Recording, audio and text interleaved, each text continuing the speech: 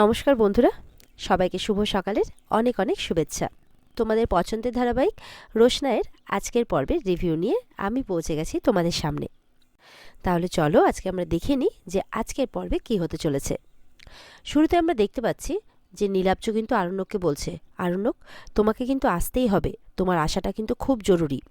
তখন কিন্তু মনে মনে সুরঙ্গমা বলছে, কি ব্যাপার, আরণ্যকের আশাতে এত জোর করছে কেন? কি দানা বাঁধছে আমার বিরুদ্ধে? না না না, আমি এরকম কোনো কিচ্ছু হতে দেব না। তারপর আরণ্যক প্রশ্ন করছে, কেন আমার আশাটা জরুরি কেন?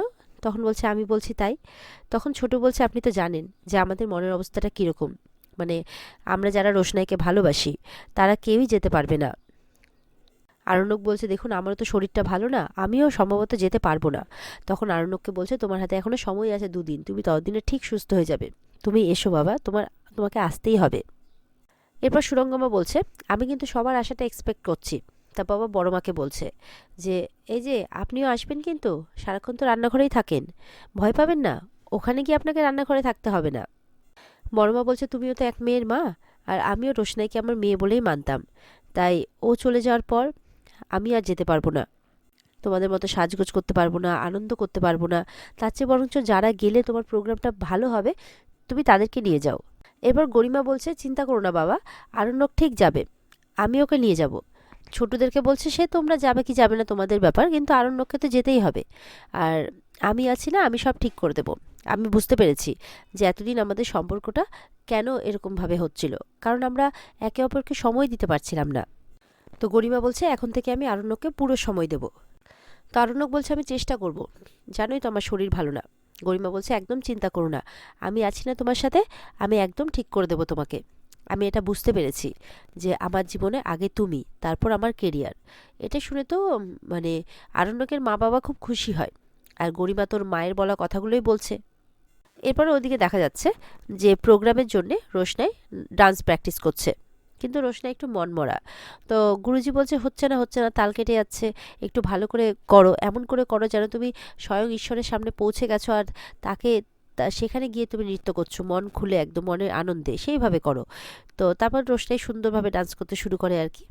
আর ওদিকে গরিমাও প্র্যাকটিস করছে, সুরঙ্গমাও খুব করে প্র্যাকটিস করাচ্ছে।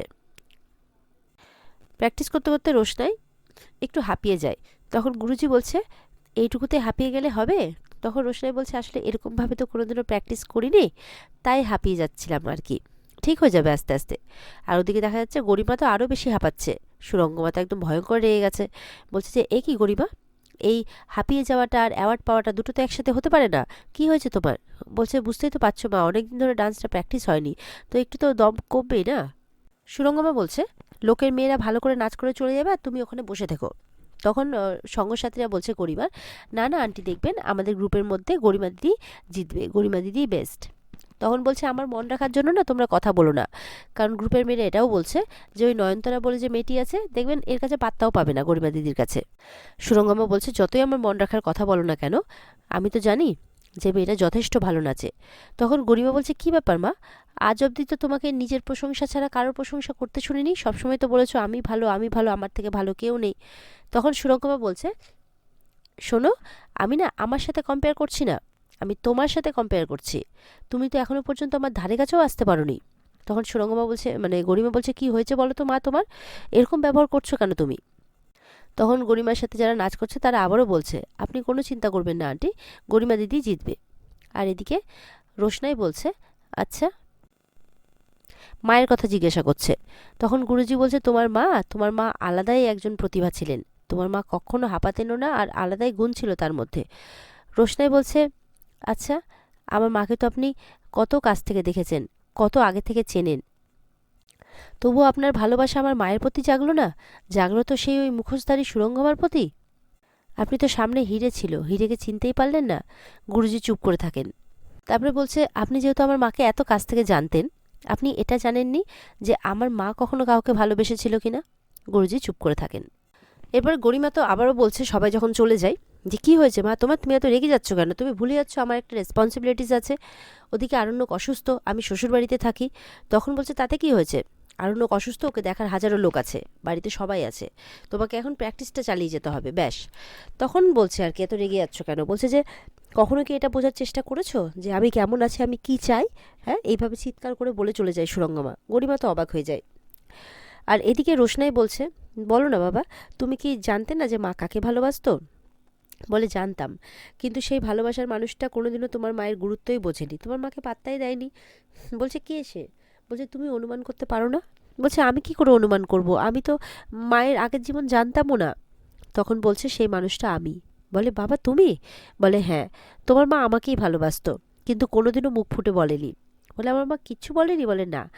বলছে যে কত বড় বড় নাচের প্রোগ্রাম তোমার মা ছেড়ে দিয়েছে, আমি বলেছি যে তুমি না পারলে বলো সুরঙ্গমা করবে, আমার মুখের শুধু একটা কথাতে। বলছে দেখছো তো বাবা, আমার মায়ের প্রতি কতটা ইনজাস্টিস হয়েছে।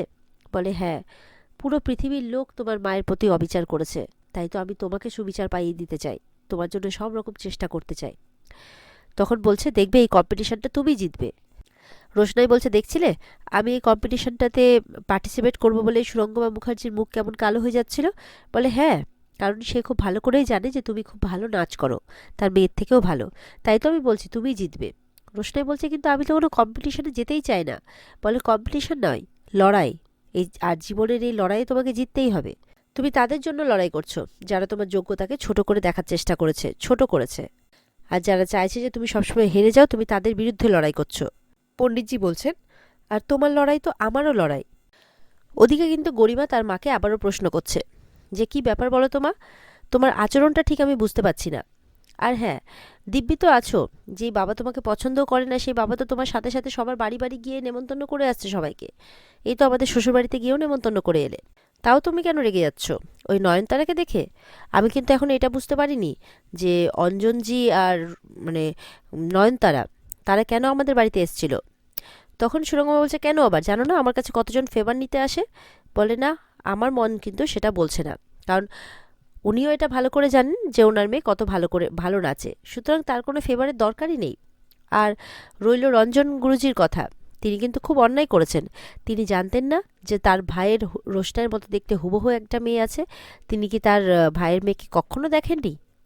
তখন সুরঙ্গমা বলছে, তোমাকে এই ফালতু কথাবার্তা বলার জন্য কি এখানে দাঁড় করিয়ে রেখেছি? যাও গিয়ে প্র্যাকটিস করো। এদিকে রোশনাই তার বাবাকে বলছে যে তুমি যদি আমার জন্য যতটা পরিশ্রম করছো তার এক কিঞ্চিত ভাগও মায়ের জন্য করতে, তাহলে হয়তো মায়ের জীবনটা আলাদা হতো। তখন রঞ্জনজি বলছেন, হ্যাঁ ঠিকই বলেছ, তোমার মা নীরবে তোমাকে মানুষ করছিলেন, কিন্তু আমি তোমাদের দিকে ফিরেও তাকাইনি, অবশ্যই আমি অন্যায় করেছি। তখন রোশনাই বলছে আজকে হয়তো আমার মা তাহলে বেঁচেও থাকতো। তখন বলছে যেটা হওয়ার হয়ে গেছে, দেখো সেখানে তো কারোর হাত ছিল না, কিন্তু এখন আমি প্রত্যেকটা কিছু তোমাকে ফেরত দিতে চাই, সব কিছু। এরপর তো রোশনাই বলছে ওই লোকগুলো একদম ভালো না বাবা, আমার তো খুব ভয় করছে কখন কি করে দেয়।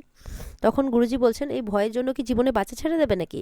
আমি তো চাই যে ওই মানুষগুলোর উপরে ভয় সবসময় বর্তাক। তখন রোশনাই বলছে আমাদের কিন্তু এইভাবে সুরঙ্গমার বাড়ি যাওয়াটা ঠিক হয়নি। তখন বলছে না, একদম ঠিক হয়েছে, দরকার পড়লে আমি আবারও যাব, আমি সবসময় ওর চোখে ভয়টা দেখতে চাই। দেখবে এই ভয় পেয়ে ও আরও কতটা ডেসপারেট হয়ে যাবে। ও এটা ভালো করেই বুঝে গেছে যে আমি খুব সতর্ক হয়ে গেছি আর আমি মেয়েকে নিয়ে ফিরে এসেছি, সুতরাং ওকে তো এত সহজে আমি ছেড়ে দেবো না। এটাও খুব ভালো করে ও পরিষ্কার হয়ে গেছে ওর কাছে যে আমি লড়াই করছি। ওদিকে গরিমা বলছে প্রশ্ন তো উঠবেই বা, আরণ্যক তো আর আমার বাবা নয় যে বাবা মুখ বুঝে সব কিছু সহ্য করে গেছে, আরণ্যকও সব কিছু সহ্য করে যাবে যে আমি ওর ফ্যামিলিকে সহ্য করতে পারি না, এমনটা হতে পারে না তো। তখন বলছে প্রশ্ন কি প্রশ্ন উঠবে? বলে হ্যাঁ, অবশ্যই প্রশ্ন উঠবে। তারপর গরিমা এটাও বলছে তুমি নয়নতারাকে নিয়ে এতটা কেন ইয়ে করছো? হ্যাঁ, ও যদি ভালো নেচে থাকে আর আমার থেকেও যদি ভালো নাচে, তাহলে এই অ্যাওয়ার্ড পাওয়া থেকে তোকে কেউ আটকাতে পারবে না, আমিও না। তখন সুরঙ্গমা বলছে না, ওই অ্যাওয়ার্ড পাওয়াচ্ছে আমার মরে যাওয়া ভালো। তখন গরিমা কিন্তু বলছে মা তুমি কি বলছো, ও অ্যাওয়ার্ড পাচ্ছে তোমার মরে যাওয়া ভালো? কি হয়েছে মা, নয়নতারা কে? এই বলে মাকে কিন্তু জড়িয়ে ধরে। আর সুরঙ্গমা কিন্তু হাউমাউ করে কাঁদতে থাকে, গরিমা তো কিছুই বুঝতে পারছে না। আর এদিকে রোশনাই বলছে চলো না বাবা, আমি এতদিন পর বাবাকে পেয়েছি, তোমাকে পেয়েছি, চলো না বাবা আমরা কোথাও চলে যাই দূরে এই শহর থেকে। আমার দরকার নেই, আমার এই কম্পিটিশান নাচ টাকা পয়সা আমার কিচ্ছু দরকার নেই, কেরিয়ার কিচ্ছু দরকার নেই, আমরা কোনোভাবে আমাদের জীবনটা কাটিয়ে নেব, চলো না। বলে না, তাহলে তো সুরঙ্গমার প্রতি যেই সুদর্শনার প্রতি যে অবিচারটা আমি করেছি সেটা তোমার প্রতিও করা হয়ে যাবে। তোমাকে পুরো পৃথিবীর সামনে দাঁড়াতে হবে, পুরো পৃথিবীর লোক তোমাকে চিনবে তোমার প্রতিভায়। আর যেই কাজে আমরা নেমেছি সেই কাজে আমাদের তো উকিল বন্ধু সাহায্য করছে, আমার ডাক্তার বন্ধুও সাহায্য করবে। সেই সময়কার কিছু ছবিও আমার কাছে আছে। তুমি একদম চিন্তা করো না এইসব নিয়ে, তুমি শুধু তোমার নাচের দিকে মন দাও। কারণ এখন কটা দিন তোমাকে নয়নতারা সেরে থাকতে হবে, তারপর তোমাকে আপন মহিমায় রোশনাই হয়ে বেরিয়ে আসতে হবে। তো যাই হোক, সুরঙ্গমা তো তার মেয়েকে খুব করে বলছে, জিতে যাও প্লিজ গরিমা, এই কম্পিটিশনটা তুমি জিতে যাও, না হলে যে আমি হেরে যাব। গরিমা বলছে, হ্যাঁ মা, আমি তো সেটাই জানতে চাইছি যে তুমি কার কাছে হেরে যাবে, আমাকে বলো। আমি তো তোমার সুখ দুঃখ অন্যায় সব কিছুর সাথী, আমাকে তুমি বলো। বলে, না আমাকে প্রশ্ন করো না, আমাকে কোনো প্রশ্ন করো না, শুধু তুমি তোমার কম্পিটিশনটাতে জিতে যাও, এই অ্যাওয়ার্ডটা তুমি আমাকে এনে দাও। ওদিকে রোশনাই তার বাবাকে বলছে, এ কি বাবা, তুমি আবারও রান্না করলে? আমি তোমাকে বলছি না যে আমি করতাম, আমি করে নিতাম, তুমি কালকেও রান্না করেছিলে। বলছে, দেখো এতদিন তো তোমার জন্য কিচ্ছু করতে পারিনি, তোমার মা তোমাকে যত্ন করেছেন, বড় করে তুলেছেন, তো আজকে আমাকে একটু করতে দাও, আমিও আমার মেয়ের জন্য কিছু করি। তখন বলছে যে আমি তোমার জন্য পায়েস বানিয়েছি। রোশনাই বলছে, পায়েস বানিয়েছো, তুমি পারো? বলছে, একটা সময় তো একজনকে যত্ন করে খাওয়াতে হতো, তার দেখাশোনা করতে হতো। বলে, তুমি সুরঙ্গমার কথা বলছো তাই না, সুরঙ্গমা মুখার্জির কথা? বলে, হ্যাঁ, একটা সময় তো তাকে ভালোবাসতাম। তো যাই হোক, তখন বলছে যে তোমার এখন ওনার সামনে গিয়ে দাঁড়ালে কীরকম লাগে বাবা? তখন বলছে যে যেই মানুষটা দিনের পর দিন আমার সাথে অন্যায় করে গেছে, সেই মানুষটাকে এখন আমি ঘৃণার চোখে দেখি, ভালোবাসাটা এখন আমার ঘৃণায় পরিণত হয়েছে, তাই পৃথিবীতে সব থেকে বেশি ঘৃণা আমি ওকেই করি। রোশনাই বলছে, তাই তো বলছি বাবা, চলো না আমরা এই সব জায়গা থেকে চলে যাই, এখান থেকে চলে যাই, এই সব কিছু ছেড়ে চলে যাই। গুরুজি বলছেন, কি আশ্চর্য না, যে পৃথিবীতে সুরঙ্গমার মতো খারাপ মানুষ থাকে, সেই পৃথিবীতে সুদর্শনার মতো ভালো মানুষও থাকে। যাকে আজকে তোমাকে এইসব নিয়ে ভাবতে হবে না, তুমি বরঞ্চ তোমার প্রতিযোগিতার দিকেই মন দাও। আর এদিকে রোশনাই যখন চলে যাওয়ার কথা বলছে, তখন গুরুজি বলছেন যে একদম এই কথা বলবে না, তোমার এই কথা বলা মানে কিন্তু তোমার মাকে অপমান করা। এতদিন তোমার মায়ের জন্য কিচ্ছু করতে পারিনি, তোমার জন্য কিচ্ছু করতে পারিনি, কিন্তু এখন তোমাকে ফেরত দেওয়ার মাধ্যম দিয়ে তোমার মাকেও ফেরত দেওয়া হবে। এদিকে আরণ্যককে গরিমা বলছে যে তুমি আজকে আমাকে নিয়ে যাবে তো? বলে, কেন? বলে, দেখো এমনিতে তো কোথাও নিয়ে যাও না, তো আজকে আমার ডান্স প্রোগ্রাম, তো আজকেই নিয়ে চলো কমসে কম। বলছে, দেখো আমি জানি তোমার মন খারাপ, যেহেতু রোশনাই নেই, কিন্তু এই কম্পিটিশনটাতে যেন নয়নতারা আছে। আজকে যদি রোশনাই বেঁচে থাকতো তাহলে সেও হয়তো এখানে পার্টিসিপেট করতো। আর কোথাকার কোন নয়নতারা, সে নাকি এখন এত নাম করছে, এখানে পার্টিসিপেট করছে। জানো, রোশনাইয়ের উপর কিন্তু আমার এতটা রাগ ছিল না, তুমি তো ভালো করেই জানো। যখন বেনারসে থাকতাম, বেনারসে ছিলাম, তখন রোশনাইকে আমি ইনসিস্ট করেছিলাম ডান্সের জন্যে, তুমি তো ভালো করেই জানো। তো আরণ্যক বলছে, হ্যাঁ জানি। বলছে, তারপর আমি কেন বদলে গেলাম বলো তো? আরণ্যক বলছে, তোমার মায়ের প্রভাবে। তখন বলছে, দেখো আমার মা আসলে আমাকে নিয়ে একটু ইনসিকিওর হয়ে গিয়েছিলেন, তাই আমার মা ওরকম করে ফেলেছেন আর কি। মা ইনসিকিওর হয়ে গেছিলো এই ভেবে যে রোশনাই বোধহয় তার মেয়ের জীবনটাই নষ্ট করে দেবে।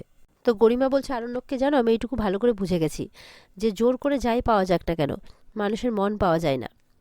আর এদিকে রোশনাইকেও ভালো মতো করে প্রস্তুত করে দিচ্ছে তার বাবা। এদিকে রোশনাইকে তার বাবা বলছে, আজকে কিন্তু তোমাকে তোমার জীবনে সেরা নাচটা নাচতে হবে। তখন রোশনাই বলছে, ওখানে তো সুরঙ্গমা মুখার্জি থাকবে, যদি উনি কিছু করার চেষ্টা করেন? তখন তার বাবা বলছে, হ্যাঁ, বাকি জাজেসদেরও ইনফ্লুয়েন্স করার চেষ্টা করবে অবশ্যই, কিন্তু সেটা যদি ও করে তাহলে ও আমার অন্য রূপটা দেখবে। দেখো, তুমি যদি ভালো নাচ না করতে তার ব্যাপার ছিল আলাদা, কিন্তু সেটা তো নয়, তাই সেখানে তো আমার জোরটা আছে, তাই না? আর তাছাড়া আজকে তুমি মন খুলে নাচবে, প্রাণ ভরে নাচবে, কেননা আজকে নাচের মধ্যে দিয়ে তুমি মনে করবে যে তোমাকে একটা মানুষ কিন্তু উপর থেকে দেখছে, তোমার মা। আজকে নাচটা করে তুমি তাকে জিতিয়ে দেবে, তুমি তাকে যতটা ভালোবাসো সেই পুরো ভালোবাসাটা তুমি তোমার নাচের মাধ্যম দিয়ে তাকে আজকে দেবে। তখন রোশনাই বলছে, হ্যাঁ আমি পারবো, আমি অবশ্যই পারবো, আমার মায়ের জন্য আমি এই লড়াইটা অবশ্যই জিতবো। এদিকে সুরঙ্গমা কিন্তু আবারও এসেছে অঞ্জন প্রসাদের কাছে। অঞ্জন প্রসাদ বলছে যে, শেষে আমাকে এই জায়গায় এনে দাঁড় করালে?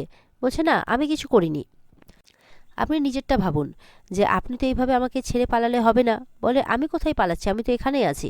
বলছে, আপনার এখানে থাকা না থাকাটা বড় ব্যাপার না, আপনি শুধু একটা কথা ভাবুন, আজকে যদি আমি আপনার সত্যিটা বলে দিই সবার সামনে, আর রঞ্জন প্রসাদের সাথ দিই, তাহলে আপনি কি করবেন, কোথায় যাবেন? তাই আপনি আমাকে বলুন যে আপনি কি ঠিক করেছেন।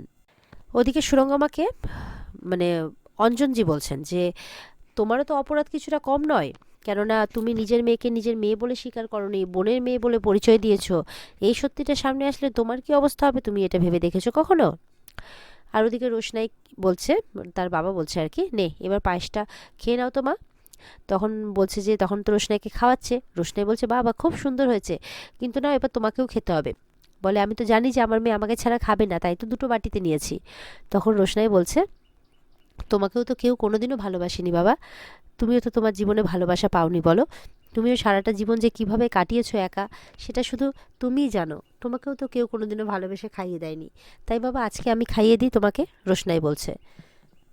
তখন বলছে হ্যাঁ হ্যাঁ দাও, বলে রোশনাই খাইয়ে দেয়। দুজনেরই চোখে জল। এদিকে তো আরণ্যক গরিমাকে বলছে দেখো আমি তোমার ব্যাপারেও কনসার্ন। তখন মানে গরিমা বলছে আমার ব্যাপারেও, জানো তো আগে সময় এমন ছিল যে তুমি শুধুমাত্র আমাকে নিয়ে কনসার্ন হতে, আর এখন তুমি রোশনাইকে নিয়ে একটু বেশি, মানে রোশনাইকে একটু বেশি ভালোবাসো তো, তাই ওর প্রতি একটু বেশি কনসার্ন। যাই হোক আমি এখন আর এইসব নিয়ে কিছু মনে করি না, জানো তো আরণ্যক, আগে যদি হতো তাহলে সত্যি খুব দুঃখ পেতাম, এখন এসব সয়ে গেছে। আর রোশনাই চলে যাওয়াটা সত্যি আমাকেও খুব দুঃখ দেয়, কারণ হাজার হলেও ও তো আমার বোন ছিল, তাই খারাপ লাগে। হয়তো বেঁচে থাকতে বুঝতে পারিনি, কিন্তু ও চলে যাওয়ার পর বুঝতে পারছি। হ্যাঁ তুমি হয়তো এখন দাঁড়িয়ে আমার কথাগুলো মানে কিছু মনে করবে না বা হয়তো সিরিয়াস নেবে না, কিন্তু এটা সত্যি কথাই। কারণ আর যাই হোক আমি মানুষটা কিন্তু অতটাও খারাপ নই। এদিকে অঞ্জন বলছে যে কি হবে আমি যদি ধরা পড়ে যাই, কি হবে, আমি শুধু এইটুকুটাই বলবো যে রঞ্জন প্রসাদকে খুঁজে পাওয়া যাচ্ছিল না, আমিও একজন পারফর্মার, তো আমি শুধু সেই জায়গায় নিজেকে প্লেস করে দিয়েছি, ব্যাস এইটুকুটাই। কিন্তু তুমি, তুমি তো নিজের সন্তানকে মারতে চেয়েছো, নিজের সন্তানকে নিজের সন্তান বলে পরিচয় দাওনি, বোনের সন্তান বলে পরিচয় দিয়েছো, এমনকি বোনের উপর দীর্ঘদিন মানসিক নির্যাতন করেছো যার জন্য বোন আত্মহত্যা করতে বাধ্য হয়েছে, তো তোমাকে তো আইন ছেড়ে দেবে না। সুরঙ্গমা বলছে আপনি আমাকে ভয় দেখাচ্ছেন, শুনুন আমার কি শাস্তি হবে আমি বুঝে নেব, আপনি নিজের শাস্তির কথা ভাবুন কেমন।